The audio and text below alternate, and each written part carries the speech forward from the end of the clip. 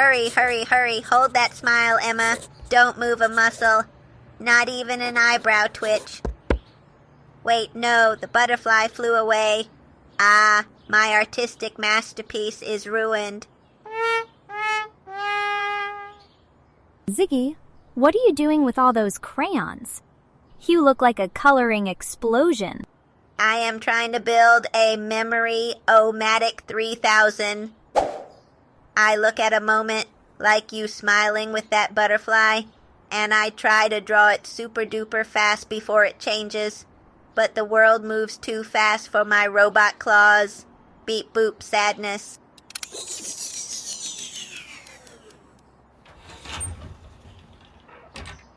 Well, hello there, explorers. It sounds like quite a commotion in here. Ziggy, why are you covered in blue paint? Dr. Owl, I am trying to freeze time.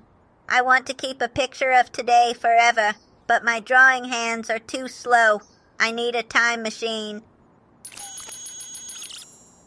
You don't need a time machine, Ziggy. You just need a camera. My mom takes pictures of me all the time, and it's like, click, and the moment is frozen forever. A camera? Is that a type of magical sandwich? No, it's a machine. But actually, Dr. Owl, how does a camera do that? How does a little box grab a moment and keep it? That is a wonderful question, Emma. It might seem like magic, but it is actually a beautiful dance of light and science. Why don't we find out together? Hoot hoot. Hello, curious minds. You're listening to STEM with Dr. Owl, where big questions turn into fun adventures. Hi, I'm Emma, always full of questions and ready to explore. Ziggy here. I know a zillion facts and 0 ways to share cookies. If you like our show, please share with a friend, a teacher, or your whole class. Or your neighbor's cat.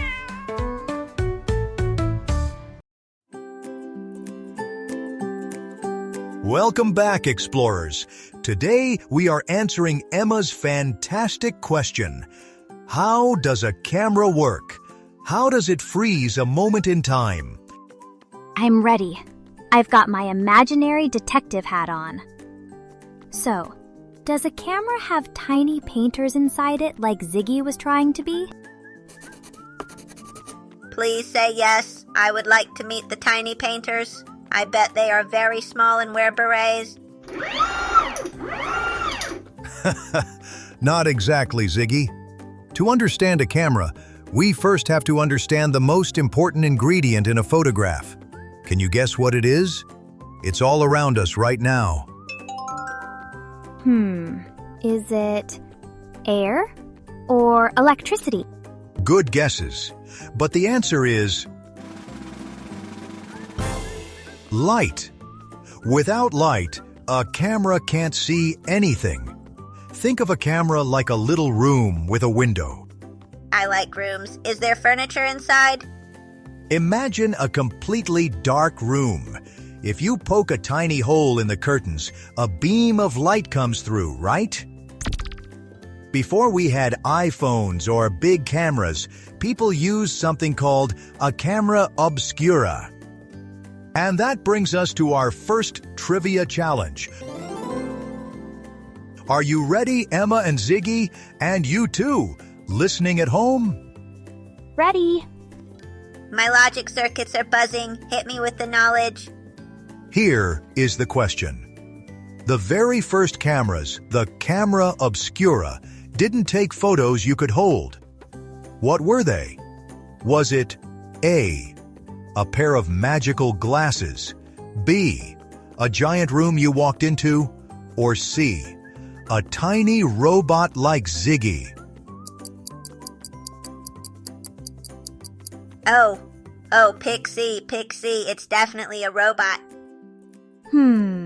Camera sounds like a room, and you said camera obscura. I think it's B, a giant room. And the answer is B. You are correct, Emma. camera obscura is actually Latin for dark room. Long ago, people would sit in a dark room with a tiny hole in the wall. The light from outside would shine through the hole and project a picture of the outside world onto the wall opposite the hole. Whoa, so they were sitting inside the camera? Exactly. Modern cameras are just smaller, portable versions of that room, and they have three main parts to help handle that light: the lens, the shutter, and the sensor. The lens! I know this one. It's the glass eye on the front. Precisely, Ziggy. The lens is just like the eye of the camera. Emma, think about your own eyes. When you look at something far away, you squint a little to focus, right? Yeah, and when I look at a bug close up, my eyes feel different. A camera lens does the same thing. It is a piece of curved glass that grabs all the light beams bouncing around and bends them so they land perfectly on the back of the camera. It makes the picture crisp and clear instead of fuzzy. Sometimes my eyes are fuzzy. That means I need to clean my screen. Windex, break. While Ziggy cleans up, let's talk about the second part, the shutter. The shutter? Is that like shudder when you're cold? Brr. Not quite. Think of the shutter like a door, or even better, like your eyelids. Emma, I want you and the explorers at home to try something. Close your eyes tight. Okay, eyes closed. It's dark. Now, blink them open and closed as fast as you can. Snap. Whoa, I saw the room for just a split second. That is exactly what a shutter does. It is a little curtain inside the camera. When you press the button, the shutter opens to let light in, and then snap, it shuts close again. It controls how much light gets in. If the door stays open too long, does all the light get in and make a light soup? Actually, yes. If the shutter is open too long, the picture becomes all white and bright.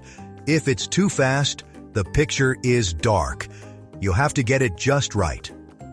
Okay, so the lens focuses the light, and the shutter lets the light in for a second. But what catches the picture? How does it stay? Ah, the most important part, the sensor. In the old days, we used something called film, which was like a strip of plastic coated in special chemicals. But today, digital cameras use a sensor. Is a sensor like a nose? Does it smell the picture? No smelling involved. Imagine a flat square covered in millions of tiny, tiny buckets. When the shutter opens, light pours into these buckets like rain. Light rain. I like that. The brighter parts of the picture fill the buckets up high. The darker shadows only fill the buckets a little bit. The sensor measures how much light rain is in each bucket and turns it into a digital picture. Now, there is a big word for materials that react to light. It is called photosensitive. Photosensitive. That's a mouthful. It is. Let's break it down. Photo means light, and sensitive means it feels something easily, like how you are ticklish. So it just means ticklish to light. The camera is ticklish to light.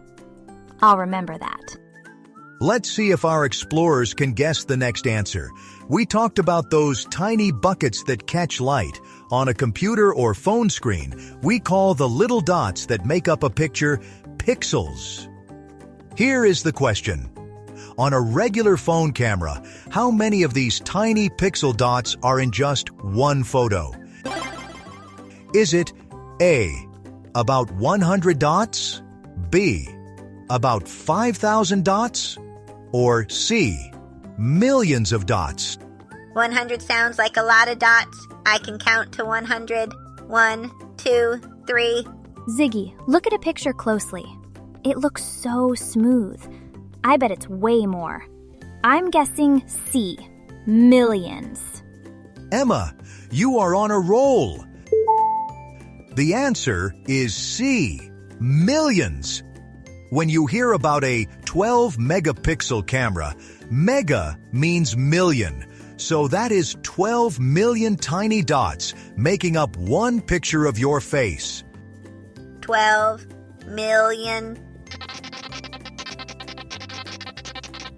That is too many dots. I cannot count that high.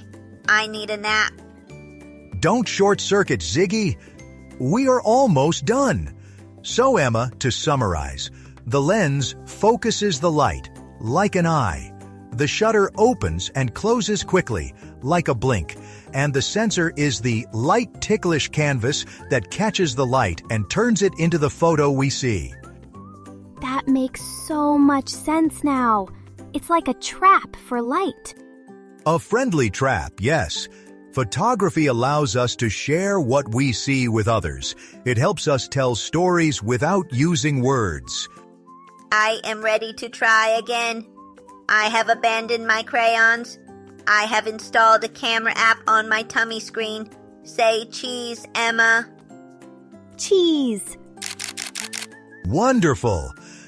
Well, explorers, next time you see someone taking a photo, or you take one yourself, remember the millions of tiny light buckets working together to freeze that moment. Thanks for explaining, Dr. Owl. I'm going to go take close-up pictures of leaves in the garden. Have fun, Emma. Until next time, keep exploring, keep asking questions, and keep looking for the light. Hey, wait a minute. What's wrong, Ziggy? Let me see the photo you took of me. I think I had the camera backward. Ziggy, this isn't a picture of me. This is a picture of your own robot nose. It's huge. It is a very handsome nose, though. Very shiny. I shall frame it. That was so much fun, Dr. Owl. I hope all our explorers had a great time, too. Hoot hoot! We loved having you with us. If you don't want to miss our next adventure, follow us on your favorite podcast platform. And if you know a friend who loves exploring, too, share our podcast with them. If you have a question or a topic you want to learn more about, leave us a comment. See you next time.